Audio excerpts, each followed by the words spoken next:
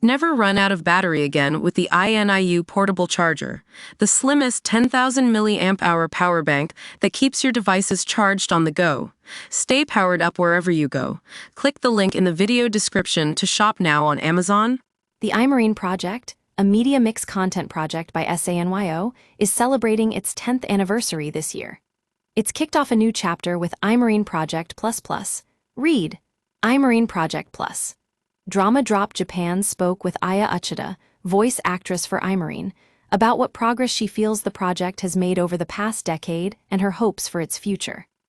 The iMarine project was launched in 2015, and then in 2020, SANYO began iMarine Project New Chapter. Now, in 2025, it is about to enter a new stage of its evolution. Looking back, what has your impression been of the past 10 years? Aya Uchida, the iMarine project itself is celebrating its 10th anniversary, but I became a part of it with its third release, Dive to Blue, which was a full-length animated music video.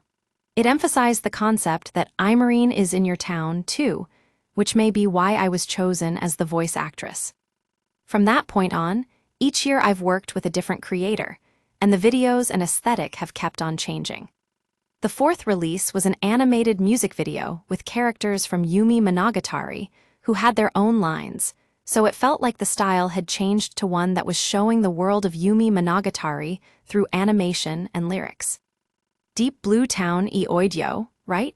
That was arranged like a story, starting out with an anime segment, then segueing into the song, and then ending with another anime segment. In the fifth release, we went with a more stylish, adult diva style. I feel like at that point the anime elements were completely gone, and the project had become more of a song-centered project. Then 2020 saw the start of iMarine Project New Chapter, whose concept was a 2.8-dimensional idol. This is where the story suddenly started getting much deeper. We were taking on a new challenge, expressing a story, a world, a scene, all through music. There's an online novel, and the Crystal Palace setting was reproduced in VR chat. It's gone beyond just being a media mix to become a work that fuses all kinds of elements of all kinds of dimensions. The iMarine Project Plus is the culmination of all that's been done by the cast and directors to expand this one work. Over the last 5 years, the project has fleshed out and defined the world and its aesthetics based on the story. This 5-year period has been a series of experiments, right? As a performer, has the fusion of the digital and physical worlds made the project a difficult one? Yes, a bit. As a voice actress, I've done a lot of work in the physical world, and I'm confident in that area, but when it comes to the digital world, I'm still feeling things out as I go along. In the case of iMarine, the character is defined in a novel, so if I say the wrong thing, it could break that in-world feel. Like, if I wanted to say, I had some ramen today, before I could even open my mouth, I'd start thinking, wait, ramen might not exist in that world. There's a part of me that's always operating with that actor's mindset. So because of the detailed setting, you're in a different position than VTubers, who can act without thinking that deeply. Yes, but lately, the way I've been thinking about it has started to change a little. There are things that Siki has said as Ikika at VR events that just naturally became part of her character. For example, she said, "I'm a big eater." This thing she'd said became part of her virtual character, and when I realized that, I came to feel like I could speak more freely. The world and the aesthetic of the iMarine project story is well defined, but surprisingly, the details about the characters themselves are a little vague. I think going forward, we're going to be fleshing out the world of iMarine Project Plus along with the members of the recently announced fan club, Musical Armored Division of Freedom. In the new song, MAD, which was recently debuted on stage, you've taken on a new genre, hip-hop. Idols have been performing some really cool hip-hop recently.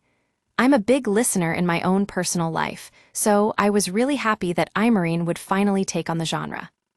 I think the presence of iMarine Project's works goes beyond the bounds of anime and videos, so I've had this intense desire to perform using a really cool voice on a song that I felt really confident in.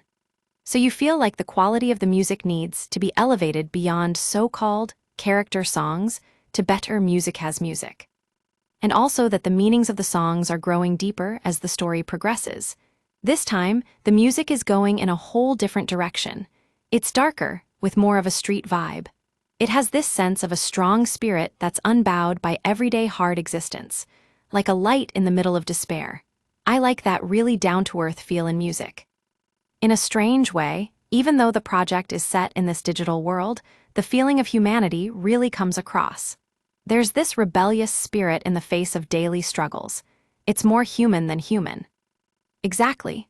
The setting of the story is that iMarine and Ikika are both AIs, and the other members were originally humans, but they became AIs. So I'm not human, but for precisely that reason, when I sing, it feels like in some way I'm almost being my natural self, the way I am now. I can express the passion in my heart. I love it, and in fact that may be the part that feels the most rewarding.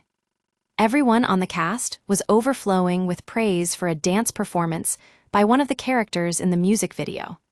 I'm guessing that part made a big impression on you, too.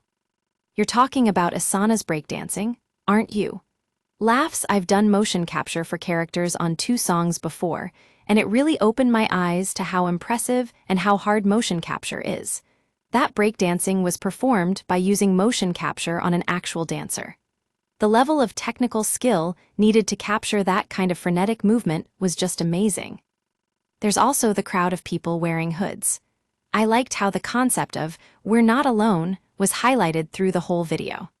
Until now, we've been having people look at the world we created, but going forward, we're going to make it so that people can get immersed from the perspective of the musical armored division of freedom. This project is right on the bleeding edge, but it's amazing how the end results always come out great. I've got to keep working hard to keep up so I don't fall behind.